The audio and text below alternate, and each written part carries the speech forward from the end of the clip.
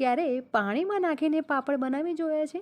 આ પાપડમાં નહીં ખીચું બાફવાનું, નહીં વણવાના કે નહીં ખારું નાખવાનું, બસ એક જ કપ લોટમાંથી ઢગલા બંધ તમે પાપડ બનાવી શકશો.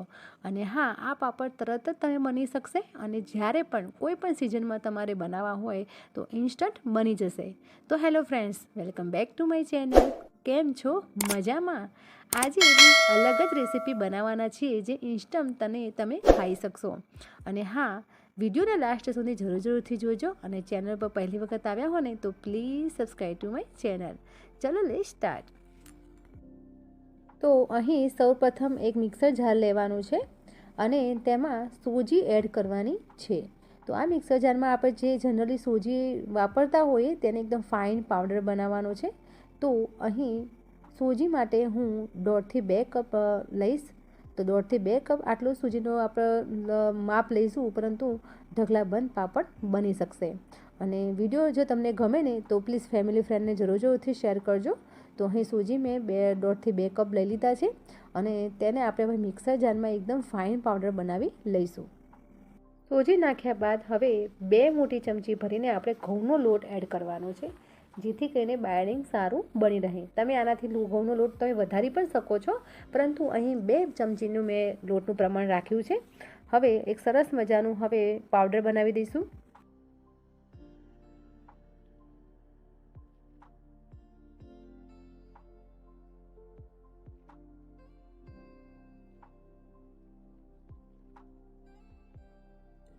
હવે જે આપણે લોટ રેડી કર્યો છે તેની અંદર મેં 1 ગ્લાસ જેટલું પાણી મેં એડ કર્યું છે. તમે છો તો શું છે, મિક્સર જારમાં પણ તમે પાણી એડ કરીને એક ફાઇન પેસ્ટ પણ બનાવી શકો છો. તો આવી રીતે જો અમે લોટમાં 1 ગ્લાસ જેટલું પાણી એડ કરીને હું મિક્સ કરી લઉં છું, જેથી કરીને શું છે કે લમ્સ ન પડે.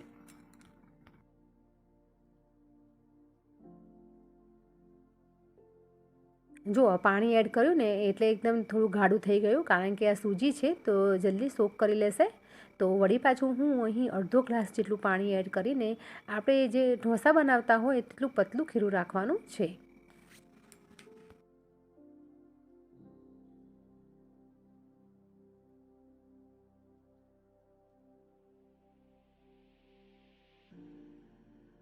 જો આ ટાઈપનું ખીરું બની જાય એટલે તેની અંદર આપણે 1 મોટી ચમચી ભરીને ચીલી ફ્લેક્સ એડ કરીશું.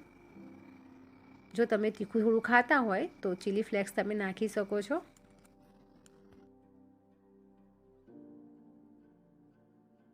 હવે અહીં મેં લીલા ધાણા એટલે કે કોથમીર ઝીણી ચોપ કરીને એડ કરી છે. તમે જો ફ્લેવર તમારે આપવી હોય તો તમે આમાં અલગ અલગ ફ્લેવર આપી શકો છો, જેવી રીતે તમે ફુદીનો નાખી શકો છો, અથવા તો તમે શું છે ગ્રીન મીઠા લીમડાના પાંદડા એકદમ ઝીણા ચોપ કરીને પણ તમે એડ કરી શકો છો. 1 મોટી ચમચી ભરીને જીરું એડ કર્યું છે, સાબુત જીરું મેં એડ કર્યું છે અને 1 ટીસ્પૂન જેટલું મેં મીઠું પાવડર એડ કર્યું છે, જેથી થોડું નમકીન લાગે. અહીં તમે જીરું સાથે સાથે તમે સૂકા ધાણા તેને અધકચરા ક્રશ કરીને પણ તમે એડ કરી શકો છો. અજમો પણ તમે નાખી શકો છો. આમાં શું છે કે આ પાપડમાં તમારે જે ફ્લેવર તમારે રાખવી હોય તે ફ્લેવર તમે એડ કરી શકો છો.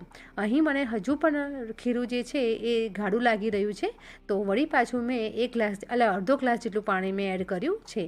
જો આ ટાઈપનું પતલું ખીરું રાખવાનું છે, એટલે જ મેં કહ્યું હતું કે 1 કપ લોટમાંથી ઘણા બધા પાપડ બની જશે. હવે આ ખીરું આપણું રેડી થઈ ગયું છે પાપડ બનાવવા માટે.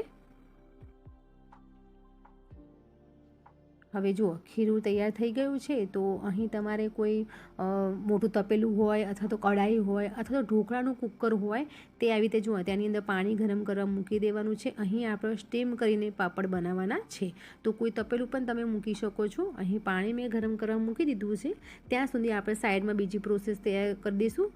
અહીં જો એક મોટું બાઉલ ભરીને મેં પાણી ભરીને મૂક્યું છે, કારણ કે આ પાપડ માટે પાણી જરૂરી છે.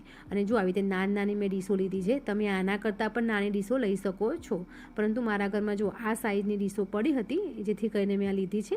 તમે આના કરતાં મોટી સાઇઝ પણ લઈ શકો છો, પરંતુ પાપડ છે તો બહુ મોટા રોટલા જેવા પાપડ પણ ના સારા લાગે. પરંતુ જો તમે એ રીતનું તમે શું છે કે સાઇઝ તમને પસંદ કરતા હોય તો તમે મોટી સાઇઝ પણ બનાવી શકો છો. હવે આવી રીતે જો કાણાવાળું ઢાંકણું મેં મૂકી દીધું છે અને હવે આપણે જે ડીશો રેડી કરી હતી તેને આવી રીતે ઓઇલથી પણ ગ્રીસ કરવાની જરૂર નથી. આ તરત જ આનામાં પાપડ બની જશે. હવે જે ખીરું રેડી કર્યું હતું આપણે તે ખીરું આવી રીતે ચમચે કરીને આપણે આવી રીતે ડીશોમાં તમારે ફેલાવી દેવાનું છે. જેમ કે આપણે ઢોસા બનાવતા હોઈએ છીએ ત્યારે કેવું પતલું આપણે ખીરું રાખતા હોઈએ છીએ તવા ઉપર, તો બસ એ ટાઈપનું આવી રીતે ડીશો ઉપર તમે સ્પ્રેડ કરી શકો છો. જો આ ટાઈપનું. જો તમે જાડા પાપડ તમે પસંદ કરતા હોય, ઘરમાં એવું હોય છે કે જાડા પાપડ પણ પસંદ કરતા હોય છે, તો તમે એનું લેયર થોડું વધારે રાખવાનું છે, નહીં તો પતલા પાપડ પણ તમે બનાવી શકો છો. અને આ પાપડ એકદમ ટ્રાન્સલેટ, એટલે કે હું હાથમાં પકડીશ ને તરત જ તેની આરપાર મારી આંગળી પણ દેખાશે, એટલા પતલા પણ હું બનાવીને બતાવીશ. તો જો આ ટાઈપની મેં ડીશો રેડી કરી દીધી છે. વારાફરતી બસ ફક્ત ને ફક્ત 2 કે 3 જ મિનિટ લાગે છે તેને કૂક થતાં. તો આ એટલે 2 કે 3 જ મિનિટ થઈ જાય, બફાઈ જાય એટલે કાઢી લેવાની છે. જો અહીં બફાઈ ગઈ છે તો હું કાઢી લઉં છું.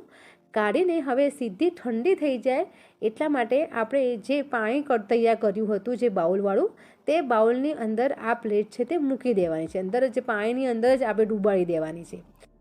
જો આવી રીતે હવે આપણે કૂક કરવા મૂકી દઈએ છીએ.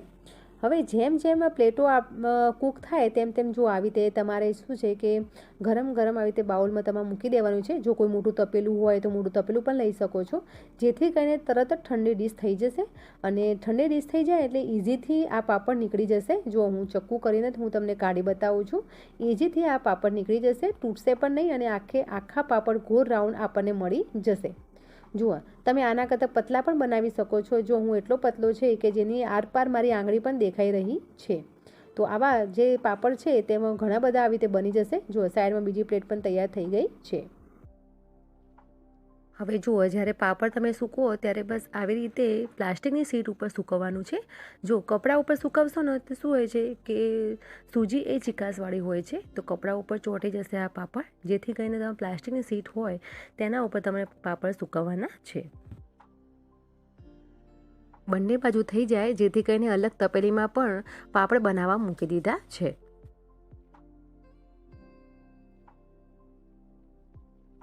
જુઓ, તમે બનાવશો ને તો ઓટોમેટિક તમને ખ્યાલ આવી જશે. પાણીમાં પ્લેટ ડીપ કરશો અને ચક્કાની મદદથી એક સાઈડ તમે પાપડ ઊંચો કરશો એટલે આખો પાપડ ઓટોમેટિક તમે ખેંચીને કાઢી શકશો. તો તમે આ પાપડ જરૂર બનાવજો. સરસ મજાના પાપડ થઈ ગયેલા છે.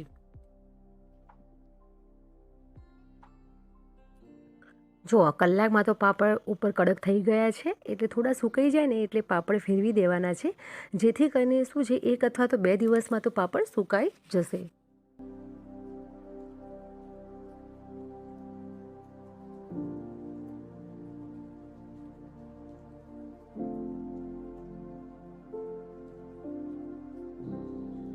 પાપડ સુકાઈ જાય એટલે આપણે મળીએ.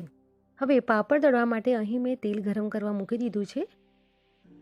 જુઓ, એક પાપડ નાખીશું અને ખારા વગર પણ એ પાપડ મોટો રોટલા જેવો તૈયાર થશે, એટલે કે તળીશું એટલે બહુ મોટો થશે. તો ખરેખર આ રેસીપી બનાવવા જેવી છે.